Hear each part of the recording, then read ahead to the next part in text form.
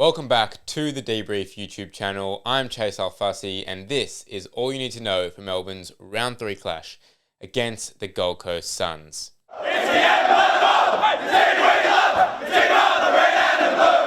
We're back at the MCG on a Saturday afternoon, and it's all about the response from last week's thrashing against North Melbourne. Someone who can hold his head up high after last week's game was Cade Chandler. He had 25 disposals and kicked the 3 goals. But what was most noticeable was that while some others looked disinterested at times, he applied himself throughout all 4 quarters. So he's going to need some friends on Saturday. So who do you think needs to lift for the Dees? We were once a group of really proud footballers that you'd have the utmost confidence they'd respond when our backs were against the walls. Having said that, it is round 2. After round 1, we lauded the efforts against the Giants, and after round 2, we went back 10 years and started abusing our players going down the race again. Things change quickly in footy world. A win on Saturday shifts the narrative, and a loss would raise some serious questions about the direction that this club is going. There's not much of a sample size to analyse the Suns after they had the bye last week, but in round 1 they had their biggest ever win, winning by 87 points against the Eagles. In terms of key battles, you don't need to look any further than the midfield. Witts, Anderson, Rao, Took Miller. They're a clearance-dominant midfield. In fact, they kept West Coast to just the 1 centre clearance for the first half in round 1. They were plus 43 in contested possessions and plus 17 overall in clearance. Given we conceded a flurry of goals from stoppage against North Melbourne, this is definitely a daunting proposition. But I'm sure Jonesy and the midfield group have addressed this all week. At the time of recording, Jake Lever and Stephen May are tests, but Ben King looks like he's going to hit his straps this season, kicking off with a bang with 6 goals against the Eagles at Optus. In terms of outs, the Suns will be without Charlie Ballard. No, he didn't get decapitated by a JVR.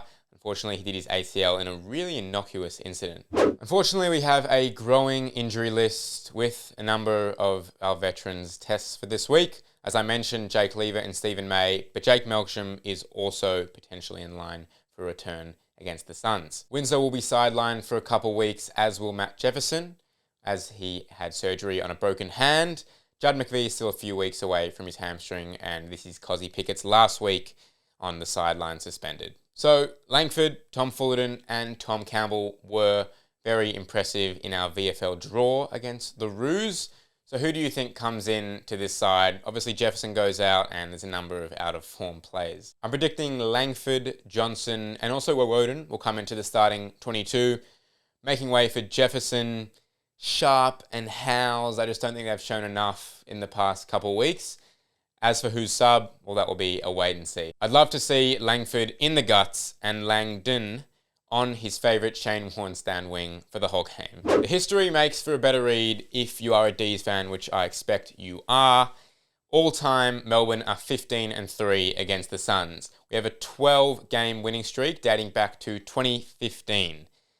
So the Suns are probably due. There have been some gritty wins in that mix. Darcy McPherson missed a shot late in 2023 and we got up by 5 points. But who could forget, in 2019, Nick Holman kicks a goal with 45 seconds left. We're down by 6 points. Marty Hall, from the stoppage, goes bang from 55.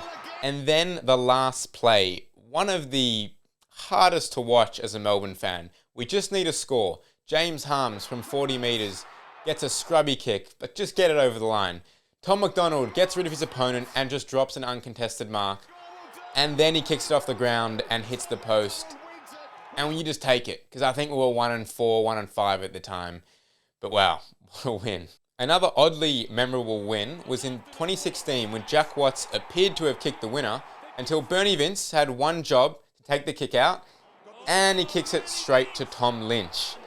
On the siren, Tom Lynch goes back, and unfortunately for the Gold Coast Suns supporters, doesn't make the distance, and the Dees get up.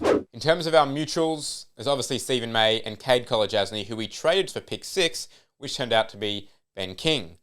We'll take the premiership. Some others include Matthew Warnock and also Harley Bennell.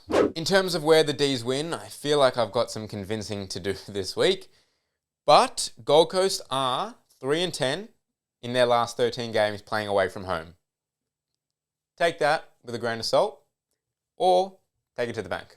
But honestly, it's just going to come from within. We need to revert back to the midfield that would instill fear in our oppositions and do our best to get the ball into our best users' hands when going inside 50.